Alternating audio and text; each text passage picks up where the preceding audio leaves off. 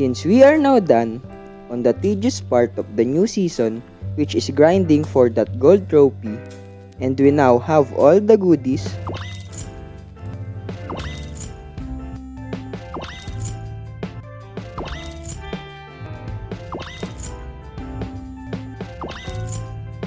let's now go to the lighter part of things, which is the story behind the game. And today, we will reveal the story behind each character in Robotic Frenzy.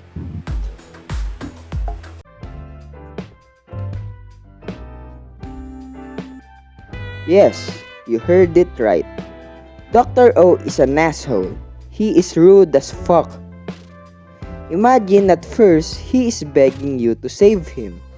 Then when you go to rescue him, he even have a nerve to denote you as an idiot by saying this line.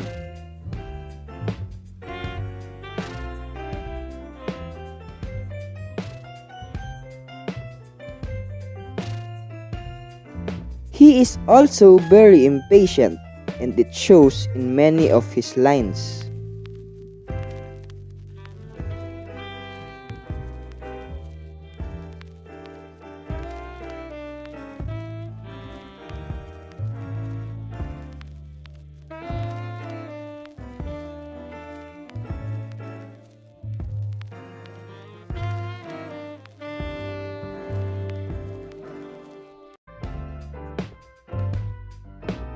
But sometimes, he can be nice.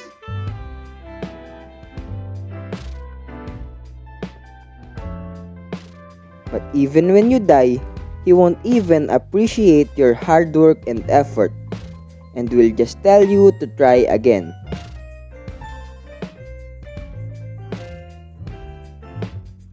And he won't even say thanks when you rescue him outside of that hellhole.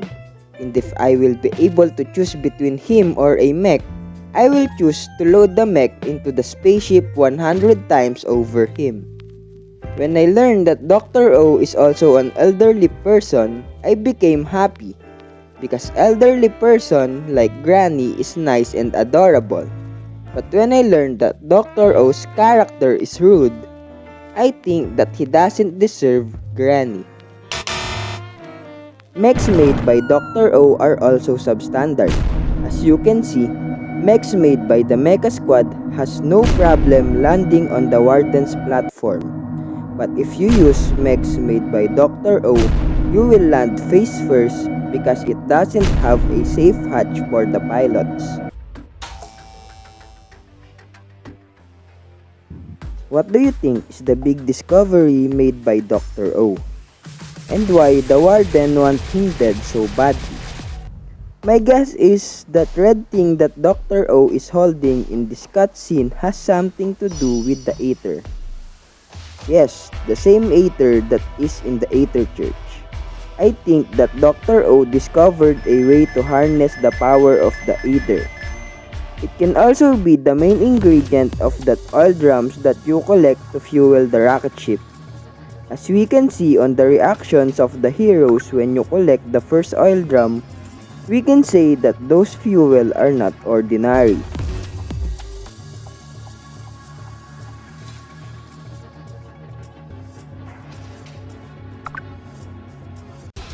As you can see, mobs in the Chisel Town, the Warden, and the Aether Church squad has some resemblance. They are powered by the same red substance, and that red substance might be the Aether. For the last part of this video, we will have a closer look at each individual story behind the Mecha Squad members.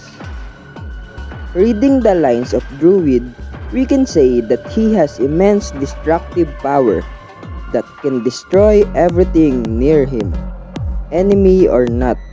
And according to his story, he is a mutant with some talent in biology.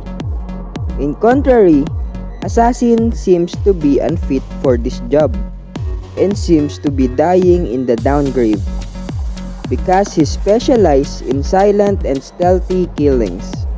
and wearing those big mechs surely won't give him a stealthy look.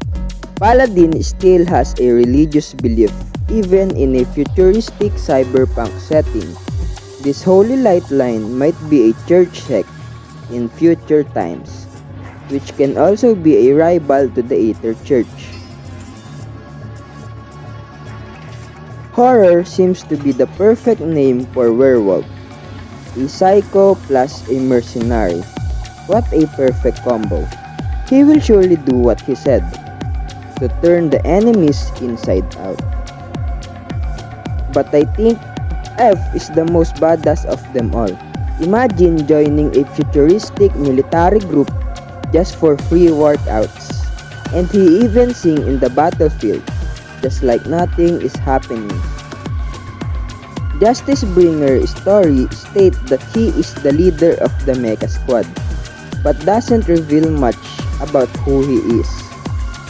Just imagine how strong he is if he is the leader of the other 7 diversely strong individuals.